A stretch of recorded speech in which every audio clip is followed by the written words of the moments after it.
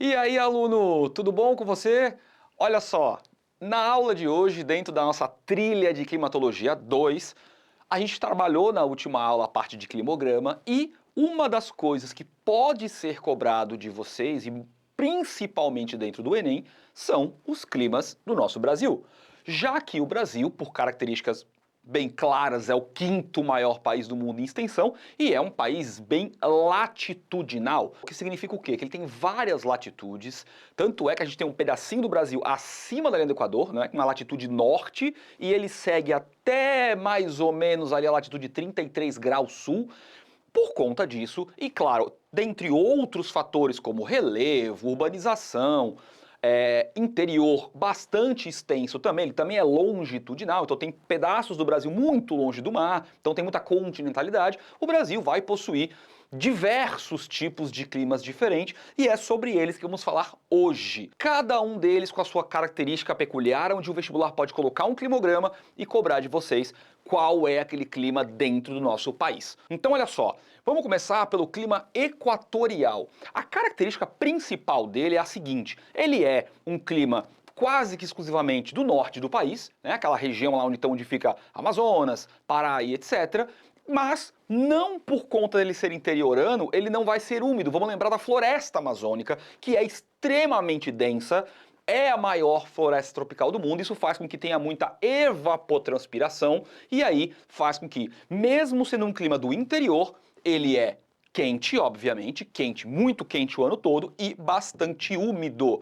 Ele chove o ano inteiro, certo, aluno? Então, observem aí o climograma que o nosso editor vai colocar para vocês. Então, olha só, esse é um climograma característico de clima equatorial. A linhazinha reta praticamente lá em cima de temperatura, acima dos 24 graus em alguns lugares, e as barras, as barrinhas também bastante elevadas, indicando chuva o ano todo, ok? Volta aqui para mim. Aluno, outro clima, esse que pega muita parte do Brasil, também quase que exclusivamente a região nordeste, falando agora, é o clima tropical. Esse tropical pode vir assim, tropical típico, tropical natural, tropical só tropical. Por quê? Porque nós temos outros tropicais, que a gente já vai chegar lá, mas esse aqui é o clássico, esse é o tropical típico que a gente tem dentro do nosso país, que é um pouquinho longe do litoral. Ele vai trazer também temperaturas quentes o ano todo, então a linhazinha reta vai ficar ali também sobressalente. E agora, professor, como é que eu vou saber a diferença de um climograma de tropical para equatorial se é quente o ano todo? Observem a chuva, porque nós temos uma característica no clima tropical de ter uma estação do ano seca, normalmente o inverno. Então vocês vão ter aí as barrinhas no começo e no final do ano bastante elevadas e no meio do ano quase nenhuma barrinha azul, porque tem a estação seca. Isso vai acontecer no Nordeste, isso vai acontecer também no Centro-Oeste, tá? Então nós temos aí uma grande parte do Brasil dentro deste clima tropical. Mas, como eu falei antes, nós temos outros climas tropicais também, como por exemplo o tropical úmido, ou também é chamado de tropical litorâneo. A palavra já entregou. É o clima tropical que fica perto do Oceano Atlântico.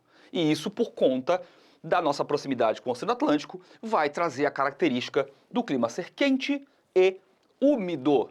Professor, e como é que eu vou saber a diferença do equatorial para esse carinha tropical úmido? Aluno, muito simples, muito fácil, tá? Observem de novo a chuva. O equatorial chove muito mais que o tropical úmido, ok? O segredo desses três aqui é você achar a chuva, certo? Bom, e aí nós temos outro clima típico do Nordeste, que é o clima semiárido, o nosso, entre grandes aspas, deserto, né? Não chega a ser um deserto, mas é um clima seco. É a parte do Brasil ali onde menos tem pluviosidade, onde menos chove. Então, se o climograma for brasileiro e ele tiver praticamente zerado de barrinha azul, é semiárido, é no Nordeste, não tem erro, beleza?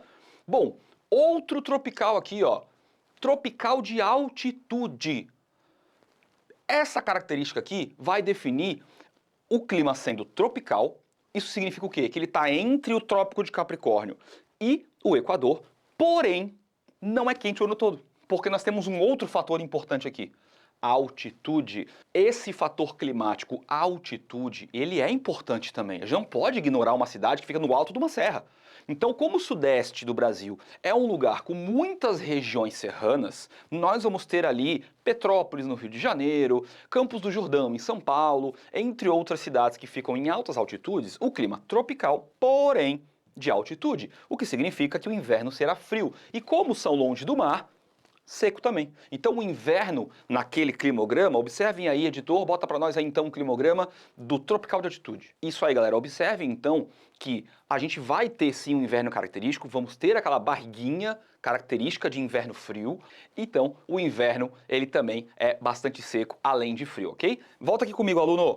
Bom, e para encerrar essa aula, nós temos o clima exclusivamente do sul do Brasil, que é o clima subtropical. Por que subtropical? Ele está abaixo do Trópico de Capricórnio e ele vai ter como característica as características que tem na zona temperada. As 4 estações do ano bem definidas. Então quem mora no sul do Brasil, quem vem visitar o sul do Brasil, consegue ver e analisar que nós temos bem característico o inverno, o verão, a primavera, o outono e é úmido praticamente o ano todo. Lógico, existem alguns lugares que há exceções. Em todos eles, claro. Porque, de novo, galera, não é só a latitude que define o clima. Nós temos outros fatores. Aqui nós estamos pegando uma generalização.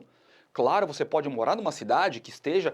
Não, professor, mas eu moro aqui no sul do Brasil e o meu verão é diferente. Claro, existem outros fatores, ok, aluno? Mas, de maneira geral, essas são as características dos climas brasileiros. Observem aqui embaixo os exercícios do material complementar, leiam. Qualquer dúvida, deixa aí no comentário e a gente se vê na próxima aula. Valeu? Tchau, tchau!